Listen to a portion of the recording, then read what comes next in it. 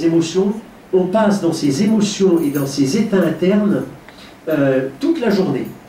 On passe des hautes énergies positives aux basses énergies positives, aux hautes énergies négatives, aux basses énergies négatives. C'est un cercle. Alors c'est quoi? Haute énergie positive, amour, envie, désir, enthousiasme. Basse énergie positive, détente, relaxation, solitude, on est juste bien.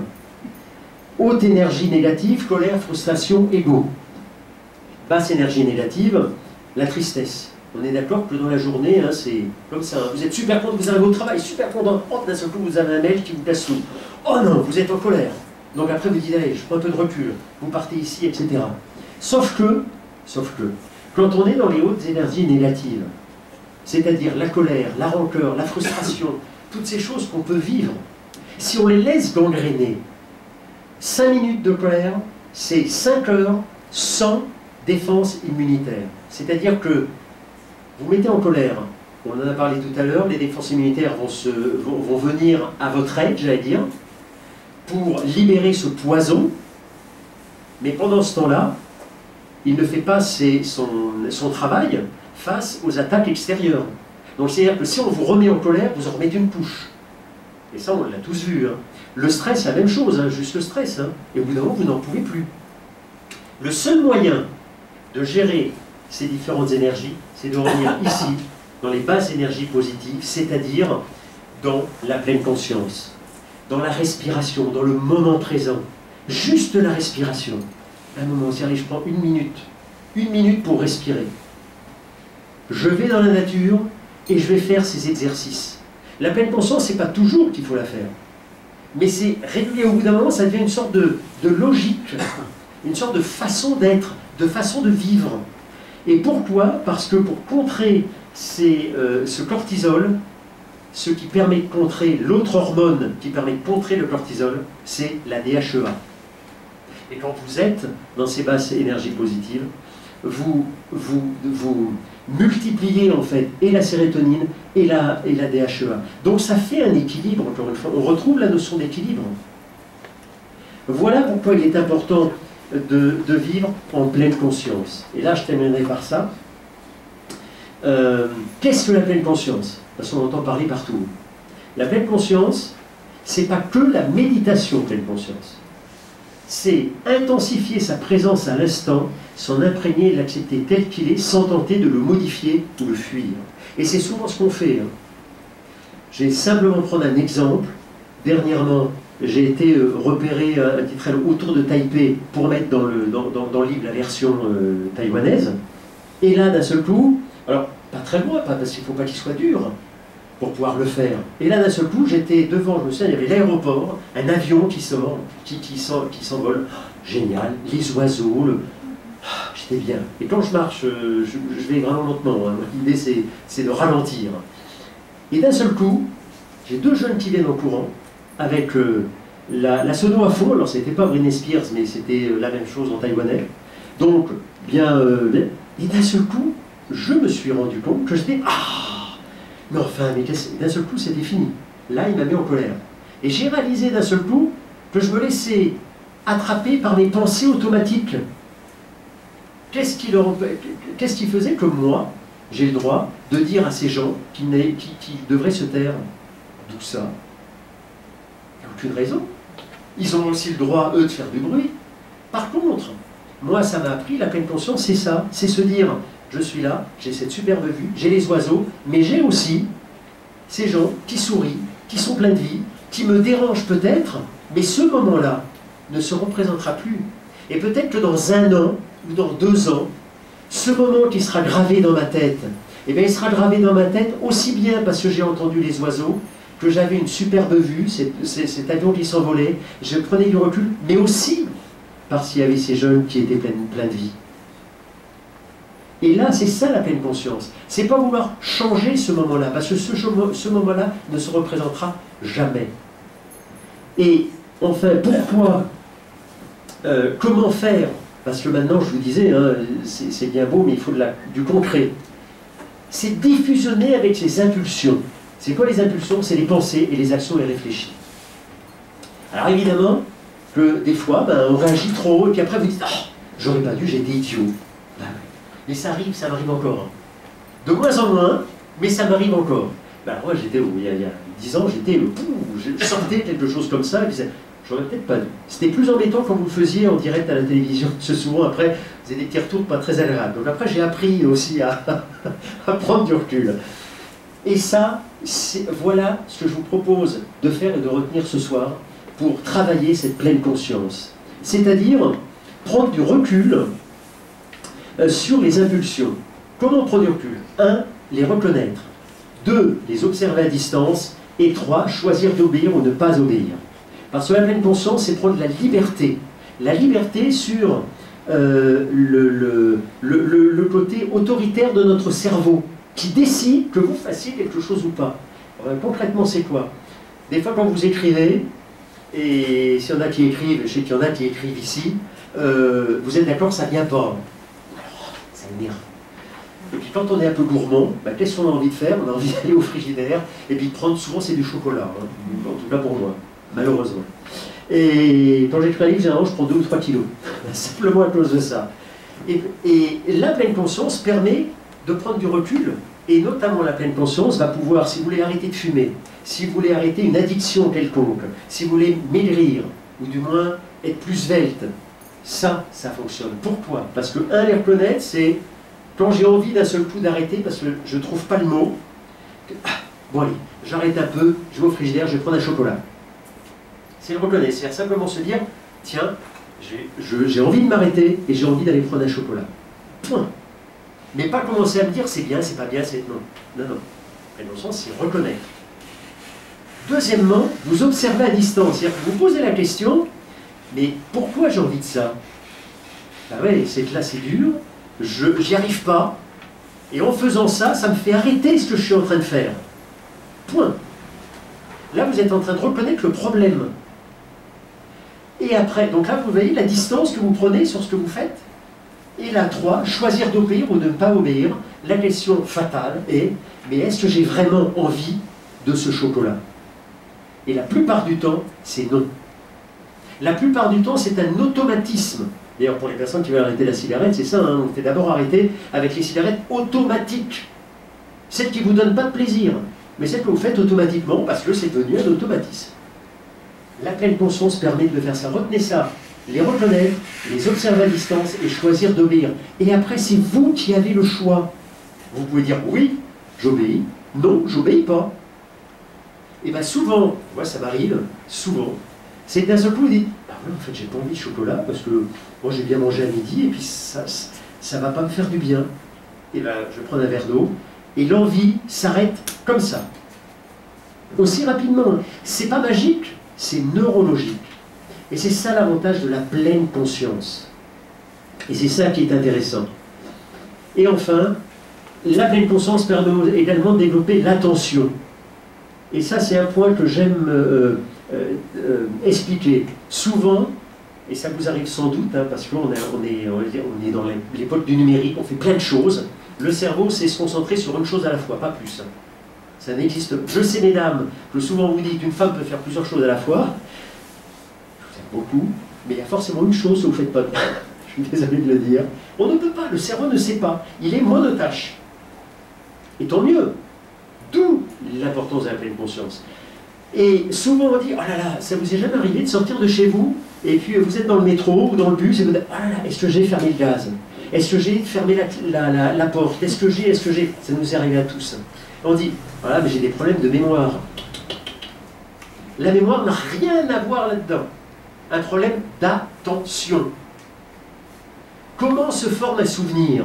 Un souvenir se forme comme ça. Perception avec vos 5 sens. Toutes les informations, vous les prenez avec les 5 sens. Création d'une image mentale. Pour créer un souvenir, le cerveau a besoin de créer une image, ce qu'on appelle une image mentale. Souvenir de quelque chose. Voilà, vous êtes en train de faire à manger, vous fermez en conscience, quelque part vous entendez le clic du clic, si c'est une gazinière, vous l'entendez le clic. Si vous le faites comme ça, vous ne l'entendez pas, vous vous souvenez pas que vous l'avez fermé. Donc, création d'une image mentale, mémorisation, et donc souvenir que vous pouvez aller rechercher, ou rechercher pour aller mieux, pour utiliser lorsque ça ne va pas, hein, c'est ce qu'on fait en forêt, on crée une image ressource qui nous permet d'utiliser quand on a du stress, parce que la visualisation va vous permettre de gérer ça. Et voici de l'autre côté à droite, c'est la même chose, mais avec quelqu'un qui pense à 10 000 choses en même temps. Perception de vos absences, pareil, sauf que, au lieu de faire la création mentale, d'un seul coup, interférence, le stress, une tâche sans aucun rapport, votre téléphone, j'en parlais tout à l'heure, le cling du téléphone, tiens, je vais aller voir, qu'est-ce que vous faites? Départ sur notre piste mentale, hein, logique. Mais là, celle-là, vous l'avez oubliée. C'est-à-dire que la perception initiale, vous l'avez oubliée. Donc, pas de mémorisation et pas de souvenir précis. Ce qui fait que vous êtes incapable de vous souvenir si vous avez fait ça.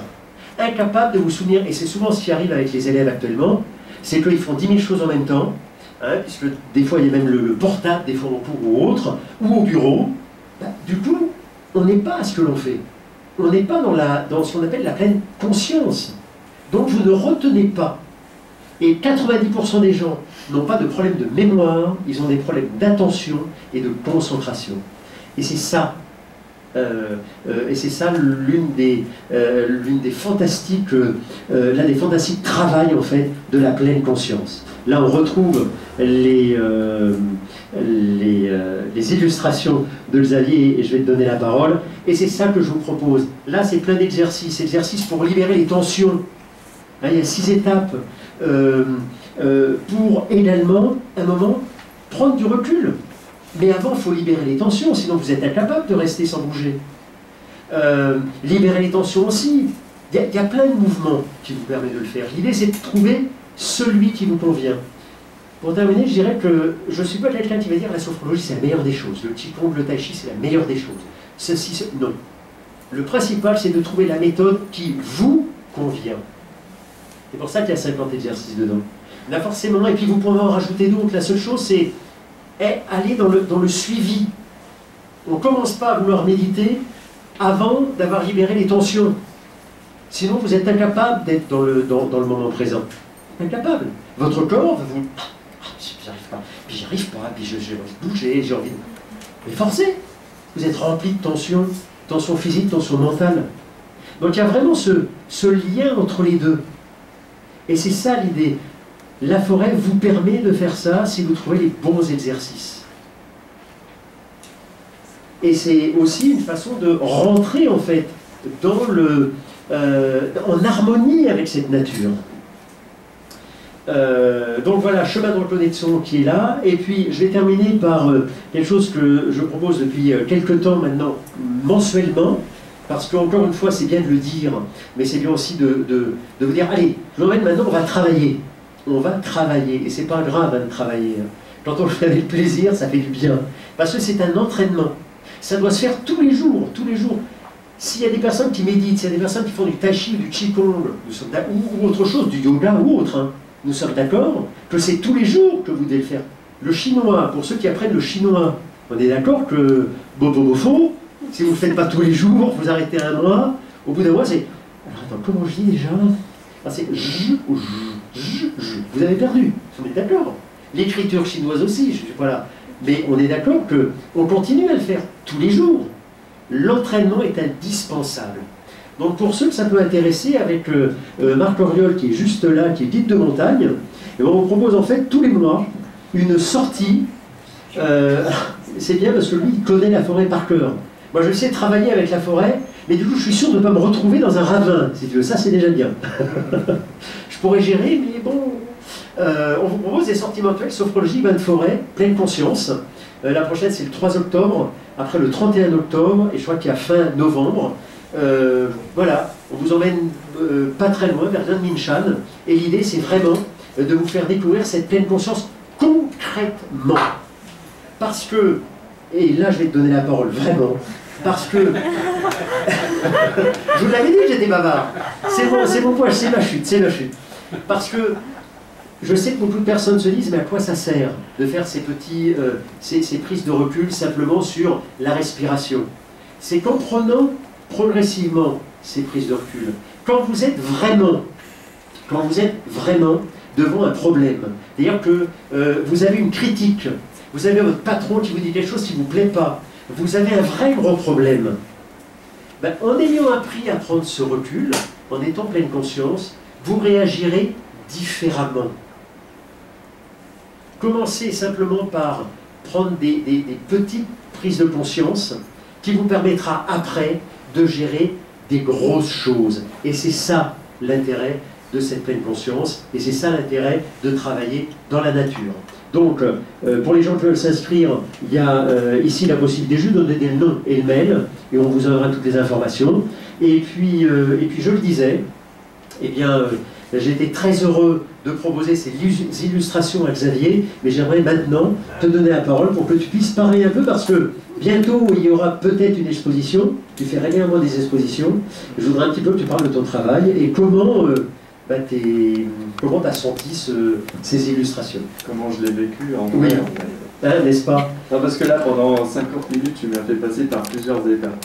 Comme tu m'as donné le choix de parler avant ou après, je me suis dit, là, pendant 40 minutes, j'ai regretté, j'aurais dû parler avant. Mais là, je pense que c'est bien, en fait, de parler après, parce que au final, je me rends compte que je change complètement ce que je vais dire.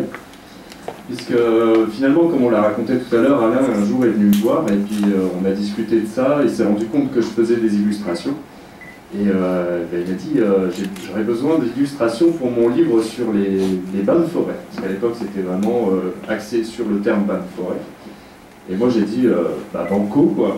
Parce qu'en fait j'ai grandi à la campagne, à la forêt, et tout ça. Et finalement vivre à Taipei pour moi depuis 15 ans dans le ciment, c'est pas forcément mon truc. Donc je me dis, tiens, c'est une superbe opportunité de se reconnecter un petit peu avec tout ça. Et puis en fait, je me suis rendu compte que je dessinais pas du tout de forêt. Moi, les dessins de nature, je suis plutôt axé personnage à la base, et du coup, c'est retrouvé être un véritable challenge.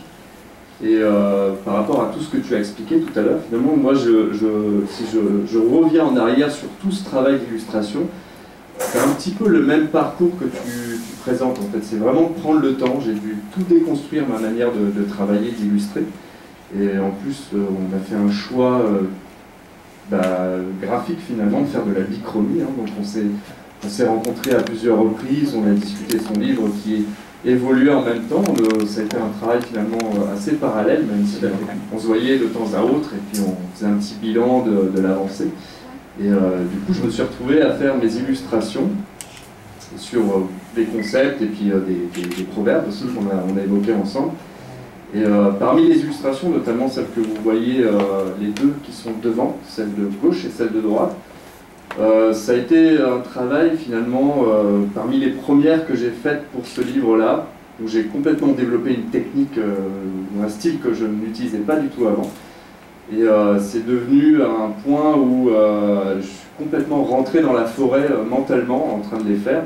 C'était presque méditatif en fait. J'étais vraiment perdu dans un autre univers avec mes petits traits. Donc là, en plus, deux illustrations qui sont inspirées de Alishan. Donc voilà, donc il y en a deux qui sont de la forêt d'Alishan exactement. Voilà, donc ça a été finalement une aventure assez intéressante et très instructive. On parlait d'exposition, oui, il y a un projet d'exposition, ça faudra qu'on voit avec le pigeonnier, peut-être l'année prochaine. Mais notamment également un concert dessiné qu'on prévoit avec Arnaud Lechat, présent ici. Donc si tout se passe bien, le 14 novembre, nous serons là pour faire un concert dessiné en live. Donc je vais dessiner en live. Arnaud fera la musique avec un troisième compagnon qui n'est pas là ce soir, mais qui s'occupera des percussions. Et nous souhaitons justement rester une nouvelle fois sur le thème de la nature. Alors ce sera de l'improvisation, si vous êtes intéressé, je fais un petit peu de pub, mais n'hésitez pas à vous inscrire. Nous serons là, 14 novembre, c'est déjà noté. Hein. Donc finalement, un travail qui s'est vraiment avéré très instructif, et même si on a travaillé plus ou moins à distance, puisque voilà, toi tu écris, moi je dessinais, finalement ça m'a permis de me replonger un petit peu dans ma jeunesse pour trouver l'inspiration, parce que comme moi je travaille chez moi sur une tablette graphique, donc la forêt je la vois mais elle est un peu loin, hein. Du coup je me suis un peu replongé dans ma jeunesse et le temps que je passais dans la forêt avec mes amis à soit vivre dans les arbres, construire des cabanes, etc. Et essayer de retrouver un petit peu cet univers, ou des balades qu'on fait aussi avec Arnaud dans les hauteurs de Yangmingshan. Donc il y a énormément d'univers, et je pense que même les entours, l'environnement de Taipei, il y a énormément de chemins et de découvertes à faire, et c'est vraiment propice pour mettre en pratique justement ce que tu présentes dans ton livre. Donc je te remercie une nouvelle fois pour cette expérience et opportunité enrichissante. Un plaisir partagé. Et bien maintenant c'est à vous. Un petit peu plus long, mais il y a encore le temps des questions. Des questions, je sais pas, sur les illustrations, sur la pleine conscience, sur le travail en forêt, sur... Tu as parlé de la gestion du stress. Pardon. Tu as parlé de la gestion du stress et du burn-out. Est-ce que les crises d'angoisse font partie du même type de symptômes et de thérapie? Alors les crises d'angoisse, c'est plus une peur incontrôlée. Les crises d'angoisse, c'est quelque chose qui n'a pas de fondement. C'est-à-dire que généralement, il n'y a pas de fondement précis. Vous avez peur d'un serpent qui est en face de vous, là, ça vous fait quelque chose. Une angoisse, c'est quelque chose qui va grandir avec l'imagination d'un futur hypothétique. Et comme notre cerveau est malheureusement câblé sur la négativité, tout de suite, et qu'il faut faire un travail pour travailler le positif, effectivement qu'on va très vite se laisser partir. Et c'est vrai que la pleine conscience permet de prendre du recul sur ces angoisses. Donc l'angoisse et le burn-out, c'est deux choses différentes. Par contre, le burn-out peut donner des angoisses. Parce que le burn-out, c'est que vous êtes totalement, vous n'avez plus d'essence. Vous êtes vide. Vide, hein, d'ailleurs, vous tombez généralement. Donc du coup, là, d'un seul coup, vous dites, mais qu'est-ce qui va se passer demain? Et dès que vous dites, qu'est-ce qui va se passer demain? C'est angoisse. Et l'angoisse entraîne l'angoisse. Et c'est vrai que la pleine conscience et que la cerveau permet en fait de prendre du recul sur ces angoisses, parce qu'on permet de revenir dans le moment présent. Quelque part, si vous regardez bien ici, vous pouvez avoir peut-être une petite angoisse sur qu'est-ce que je vais faire demain? Ah là là, mais j'ai un gros dossier à rendre, je ne vais jamais y arriver, etc. Là, c'est une angoisse qui va naître. En revanche, si immédiatement vous revenez dans la pleine conscience, c'est-à-dire que là, si vous dites, allez, je me concentre sur mon souffle, le cerveau ne sait pas se concentrer sur deux choses à la fois, donc cette angoisse va disparaître, non pas par magie, mais elle va être remplacée par la notion du moment présent. Et donc l'angoisse va diminuer. Et c'est parce que vous allez faire cet aller-retour régulier que progressivement, l'angoisse prendra de moins en moins de place. On ne peut pas enlever une angoisse comme ça en claquant des doigts, évidemment, parce que une angoisse vient progressivement. Alors, elle peut naître d'un seul coup, hein, mais je veux dire, c'est qu'il y a quand même quelque chose avant sur le sujet qui vous angoissait. Donc, effectivement, la pleine conscience permet de gérer ça, de diminuer en fait les affects négatifs des angoisses qui sont souvent liées aux peurs. Et l'idée, c'est quelle est la peur derrière l'angoisse?